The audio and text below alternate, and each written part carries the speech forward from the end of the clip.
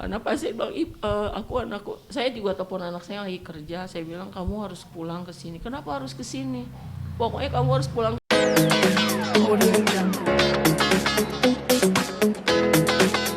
Baru sembuh, jadi saya batuk lagi.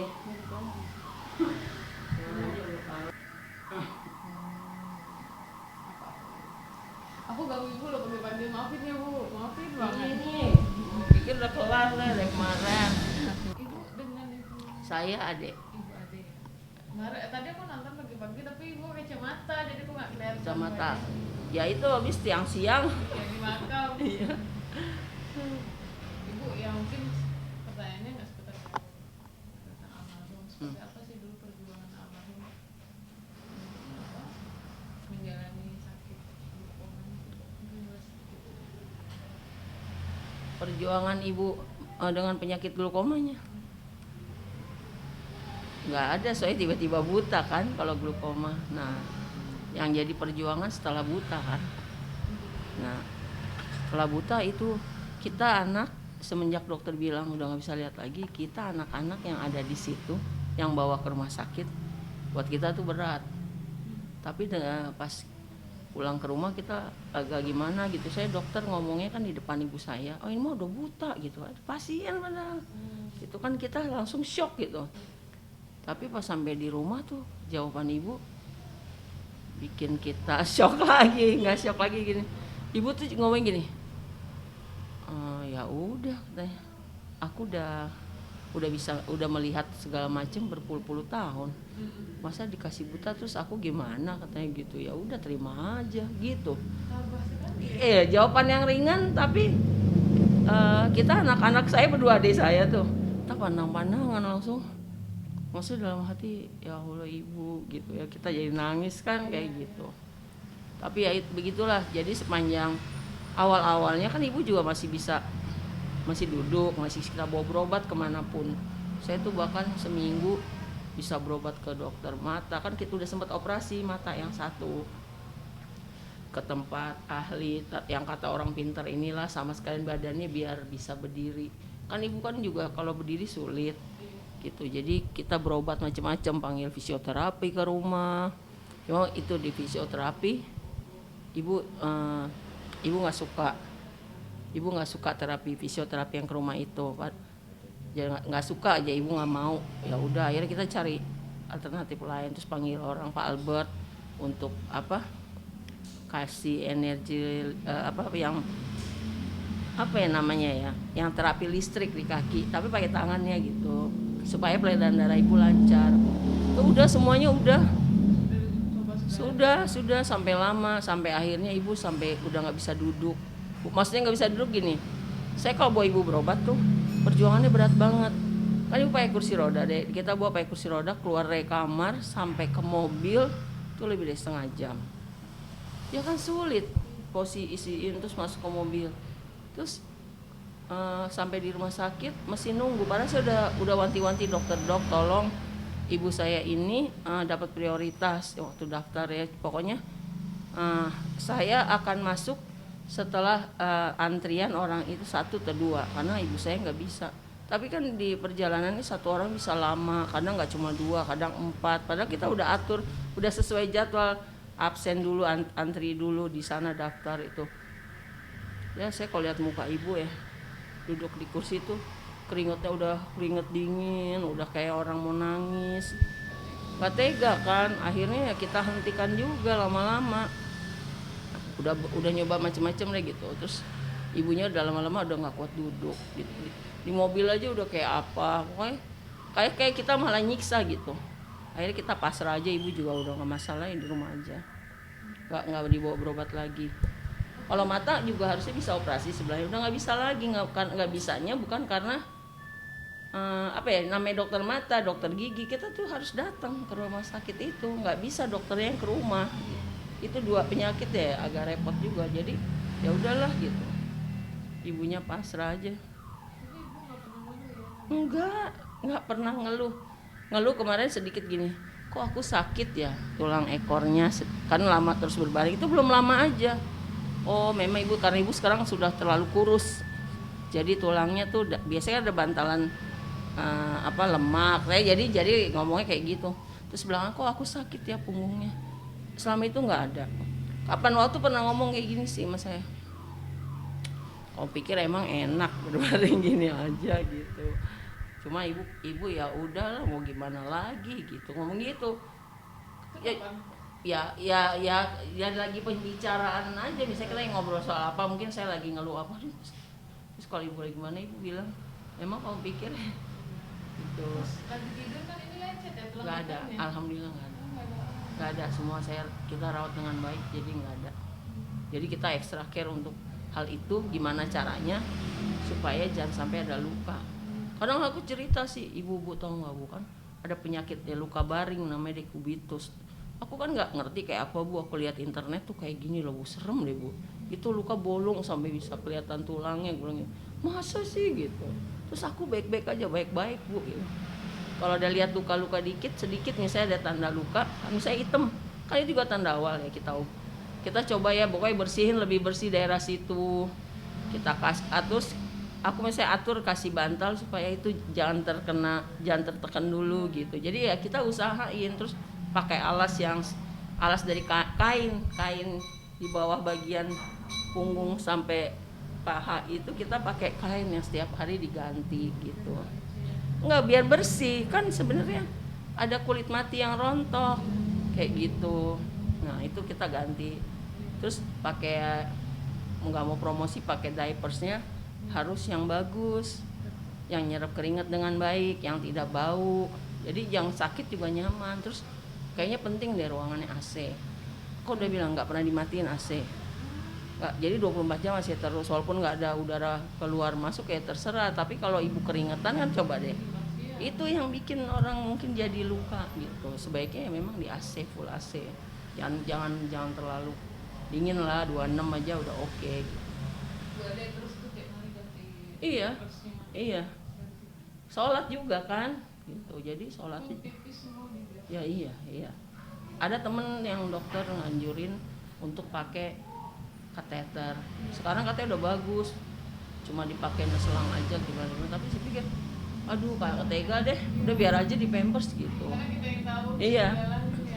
Jadi ya kita perempuan yang ngebayangin nggak, udah tidur kayak gitu aja nanti ada selang-selang kayak gitu, jadi udahlah gitu. Bu, yang waktu malam almarhum perginya jam 8 ya bu? Enggak sih sebenarnya jam setengah 8, jadi sekitar 19.37 lah kalau nggak salah. Tapi saya juga ngelihatnya ini masa sih ibu nggak ada gitu. Jadi udah ada kan, kebetulan saya kan lagi rawat ibu pakai infus yang saya bilang itu. Infusnya tuh baru mau yang kedua lagi.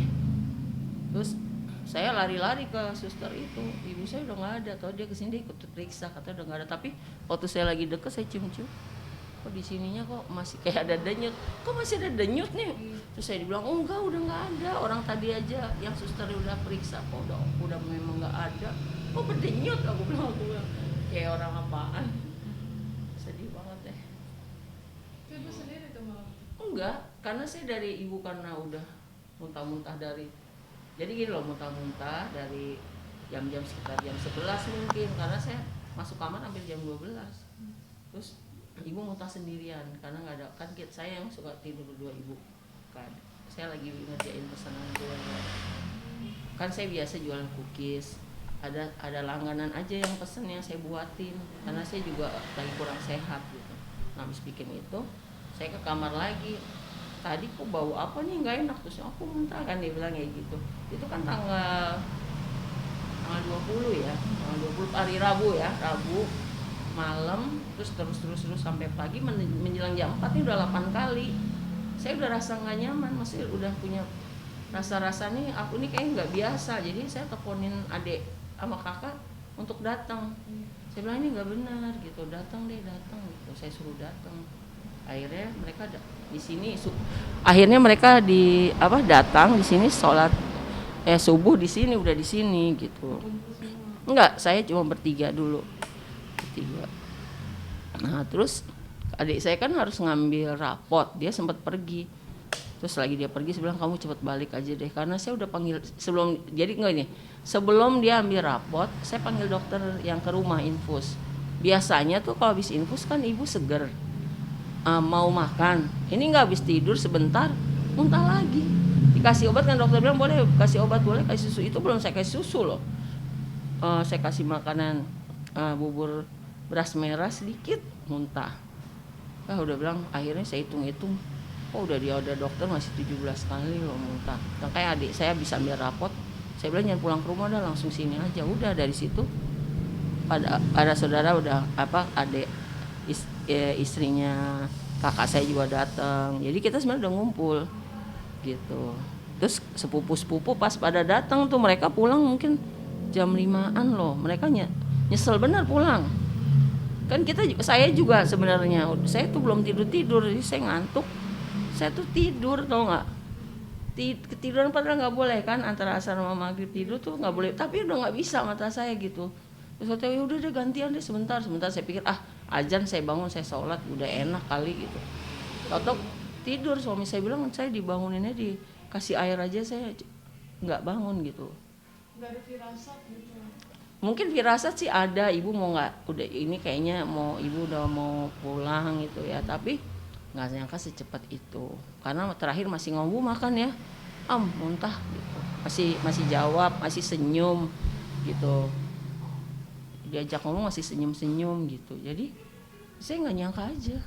Mimpi nggak mimpi, nggak tahu ya, kadang-kadang kalau pikir-pikir mungkin kali ya, kan kadang ibu kalau lagi tidur saya suka lihat matanya ngelihat ke dinding, matanya putih sampai ngelihat ke atas gitu, ke kanan, itu suka ngeri juga ngelihatnya.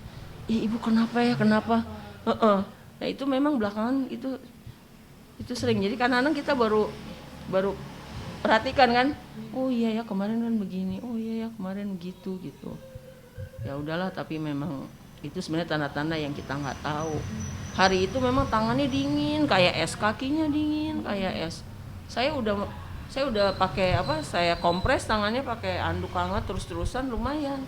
Tapi kaki nggak turun-turun dinginnya kayak es batu. Saya udah kasih gitu, saya kasih minyak panas, nggak mempan. Saya selimut double juga dingin, cuma saya kurang aware ya. Biasanya ibu tuh kalau kesentuh kulitnya suka teriak sakit gitu. Ini kok saya apa-apain diem. Kenapa tuh kalau saya kaki diapain gitu, cuma ngomong itu kaki mah kenapa, enggak cuma dikompres. Udah mulai hilang rasa, berarti saya cuma nggak saya kurang nggak pikir. Yang paling nggak pikir ibu tuh mau nggak ada sore itu juga, malam itu juga. Jadi saya nyesel banget, saya tidur saya nyesel banget, karena kan ada momen yang saya nggak lihat. Karena pas saya bilang anakku, saya juga telepon anak saya lagi kerja, saya bilang kamu harus pulang ke sini. Kenapa harus ke sini? Pokoknya kamu harus pulang ke sini. Ibu pesimis sama keadaan nenek. Aku bilang aku nggak yakin gitu. Jadi kamu harus ke sini sekarang. Maksud saya sekarang enggak, pulang kerja. Jadi dia minta pulang kerja cepat. Dia juga lihat perkembangan penurunan yang cepat gitu. Tadinya masih begini-begini, tahu-tahu kok ibu kayak gitu. Langsung dia panggil teriak-teriak sama saya. Nah pas saya balik ke kamar tuh ibu udah kayak orang mau nggak ada gimana sih, udah mata udah diajak ngomong apa udah nggak ada respon, udah sibuk sendiri ibu. Jadi nggak tahu deh saya. Terus nggak lama udah nggak adanya tuh, enak aja udah nggak ada aja. Bener kalau kata adik saya bilang gini, ibu udah capek gitu. Adik saya tuh yang dengar kata itu, karena dia masih nungguin. Ibu udah capek, gini udah capek gitu, ngomong gitu. Nggak terakhir, masih abis itu masih, tapi ada omongan gitu di saya waktu saya sejam itu. Orang udah capek. Terus kata adik saya kan masih suka bercanda ya, kalau capek istirahat, tidur gitu, istirahat dong makanya gitu. Jawab aja. Terus ini ini kok panas ya udah dikipasin gitu. Jadi bilang ini panas terus, AC sampai diturunin kan, biasanya ibu cuma 26 sampai 23 masih nggak berasa kepanasan kan, kepalanya basah gitu. ini kok keringet dingin banget sih, kaki dingin sama tangan dingin. Cuma saya kan nggak punya pengalaman kayak gitu. Akhirnya kata teman-teman, itu dulu ibuku gini gitu ya kan, baru tahu. Lu sedihnya yang pas detik Iya, itu kan golden moment ya. Mesti kalau kita mau kehilangan orang, mau pergi kan di detik-detik itu, kita kalau ada di situ kan lebih baik gitu. Jadi kita tahu gitu, penurunan itu nggak tahu. Tadi masalahnya nggak mungkin deh gitu. Tapi itu rahasia ilahi ya. Cuman dari kalau saya kalau itu harus patut disyukurin gitu, mudah bener pulangnya gitu. Kayaknya nggak ada sakit-sakit kan, seperti kepengennya pokoknya ibu nggak pernah mau dirawat di rumah sakit, nggak mau dibawa ke rumah sakit ya, kalau sakit di rumah aja. Kayak tadi makan susah bener ya. Terus sorry makan susah bener. Terus ibu nih kalau nggak makan kayak gini nggak bisa makannya, harus infus ya. Ya udah infus aja gitu, infus aja ya, iya gitu. Ya udah kita infus beberapa kali kayak gitu. Terus pas nggak mau makan lagi, mau lagi, sebenarnya kita kepengen rada-rada ngancem dikit gitu, pengen ya dia makan gitu, maksud jawabannya ya udah infus aja gitu. Waktu saya panggil lagi, saya kan saya nyari kan, saya ada pegawainya yang bantuin saya bikin kue. Saya tanya di mana sih ya daerah sini ada suster yang bisa bantu. Lah belakang rumah ada bu. Saya cari ya, dia datang. tiap hari ke situ. Enggak, baru hari itu saya baru tahu. Saya tinggal, dia bilang udah 15 tahun. Kalau tahu gitu saya rawat tiap bulan, saya infus. Karena orang tua harus gitu. Orang tua pagi yang posisi kayak ibu terus tiap bulan harus diinfus. Infus makanan. Terus maknya kalau pulang ya maknya. Iya nggak apa-apa. Tapi maknya masih ada semangat ya, walaupun sakit ya. Maksudnya ketika dia diajak ngaji lagi semangatnya tuh masih luar Ya biasa. pasti otomatis seneng. Kan bayangin ya di rumah terus, posisi gitu terus lama nggak. Artis itu seniman itu kalau diajak apa namanya syuting atau diajak Callingan. ada callingan tuh matanya berbinar-binar. Saya lihat sendiri nenek saya gitu dulu lagi sakit pas di panggung. Wah, kita kan ikutan nonton, ada, saya bilang dasar artis. Di rumah sakit kiran itu lupa sama penyakitnya. Bisa kan bergerak, kan Mawo kan dulu terkenal katanya jurus teko Mawo. Oh, di panggung jurus teko gitu, padahal sakit. Makanya saya kalau lihat artis-artis yang memang orang artis sebenarnya ya, pasti jiwanya seperti itu. Kan Keluarga kasih izin ya. kasih dong kan. Karena penyenang hati. Iya, ibu seneng kan syuting, seneng capek nggak ya, tapi seneng gitu. Ya udah, syukur deh gitu. Obat buat beliau juga. Saya sebenarnya gini, saya tuh pengen videoin, banyak banget saya momen-momen yang mau saya videoin gitu. Tapi masa gini, mau ngapain saya kayak gitu. Kan ada kesempatan orang sekarang, kan banyak untold story yang ibu ceritain masa kecilnya. Tadi saya mau rekam tuh kalau ibu lagi cerita masa kecilnya dulu bagaimana. Oh ibu waktu masih kecil di kampung begini. Kan susah bener hidupnya, sampai diceritain sampai kita sampai sedih banget gitu. Ibuku dari kecil sampai tua sengsara gitu, kasihan banget gitu deh. Terus cerita kalau mimpinya. Ibu kok mimpi apa sih? Aku tiap malam kok mimpi tuh jalan loh, sampai capek. Jalan kemana jalan nggak tahu deh, pokoknya jalan aja sampai pergi jauh-jauh gitu, jalan kaki gitu yang everyday. Harapannya dia pengen Iya, saya bilang gitu. Oh itu karena mungkin ibu gini, sebenarnya kan ibu pengen jalan nggak jalan, jadi mimpi jalannya. Iya tapi aku udah capek juga, masa tiap hari jalan, dia bilang gitu. Saya banyak deh cerita-cerita gitu. Kadang saya mau rekam deh ini, mumpung saya ibunya masih, tapi yang nggak tega saya untuk berbuat kayak gitu, biar aja gitu. Nah, kita udah fokus mikirin kesehatan. Iya, jadi ya sudah gitu. Ibu yang seperti apa sih? Dari kecil. Aku tuh paling akrab sama ibu, bahkan dari kecil. Dulu kalau pergi pulang malam diajak kakak, yang dimarahin semua kakak. Ngapa sih ajak si Dede, kawan panggil Dede. Ngapain sih diajak si Dede? Pada mau pergi aja, nggak usah ajak dia. Pokoknya banyak deh hal. Terus kayak saya potong rambut kan rambut saya panjang, mesti mulai didai, saya potong pendek. Wah, saya sebulan disetrap, nggak dikasih jajan. Terus Mawo masih ada, Mawo bilang gini, kenapa sih Min, biar aja anak-anak muda kan cakep juga begitu. Terus tiap hari aku dikasih jajan sama Mawo. Lucu Bukan dari deh. ibu. Bukan dari ibu, dia marah, ngapain rambut bagus-bagus dipotong gitu. Kayak gitu deh. Saya akrab banget sih sama ibu, jadi dari dulu memang berdua sering, pokoknya nggak tahu deh, misal pun nggak berdua tapi kita ya udah tahu deh masing-masing gitu tuh, kayak udah, makanya saya tuh sahabat terbaik saya ibu saya, kita bisa ngomong apa aja sama ibu, terus ibu tuh bisa bantu kasih jalan keluar yang enakin deh gitu, yang kita jadi bikin iya ya gitu, misalnya gini, udahlah misalnya kayak gitu aja pikirin, misalnya kayak gitu, pokoknya nenangin deh. Apa ya, jadi kalau secara masalah misalnya masalahnya keuangan, misalnya kalau cerita ibu harusnya kan kayak gini, belum rezeki misalnya kayak gitu, atau gitu deh, karena ibu saya orangnya ya kayak gitu, bukannya mau duit banyak atau apa, enggak, orangnya enggak kayak gitu sih, Lebih lembut ya Bu.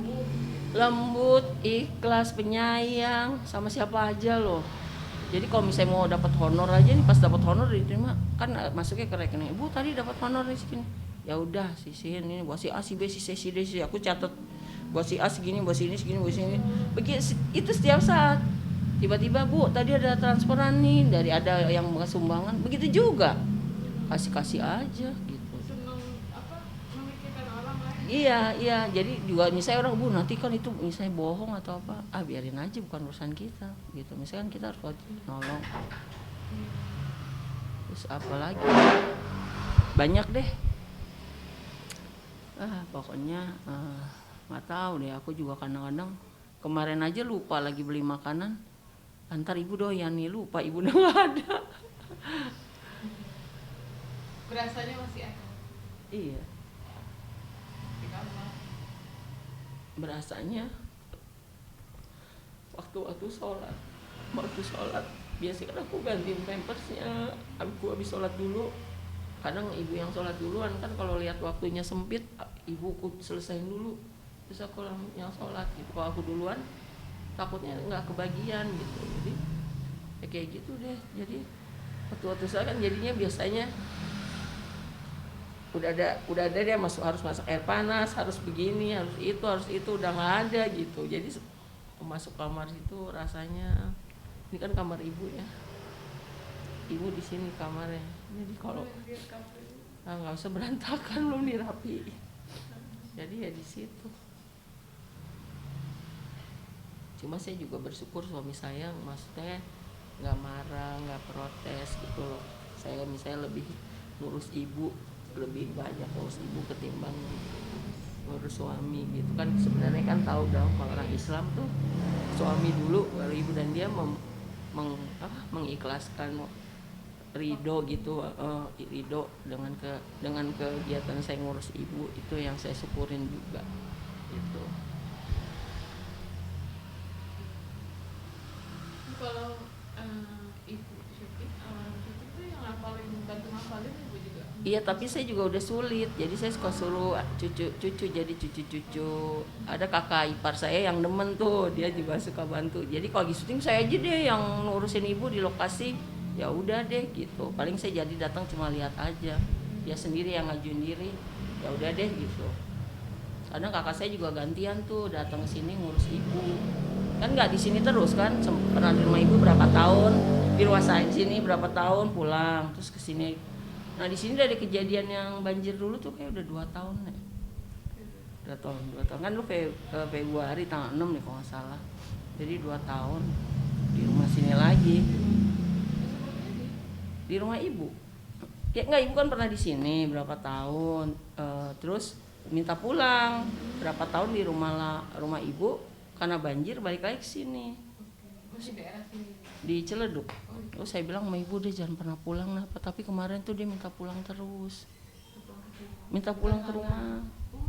Aku pengen pulang, ya mungkin rindu sama rumahnya kan, namanya orang tua.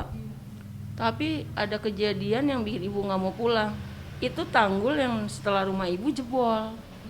Tanggul jebol mau hantam rumah tetangga ibu, nggak jauh dari rumah ibu. Nah saya bilang, Bu mau pulang gimana, di sana aja kalau tanggulnya bolong gitu kan anytime aja kan, itu air kiriman dari Bogor, anytime bisa kebanjiran loh Bu, aku bilang gitu. Jadinya oh gitu ya gitu, nggak bisa, nggak punya harapan lagi, pengen pulang sebenarnya. Kalau saudara saya dan sini aku pengen pulang gitu.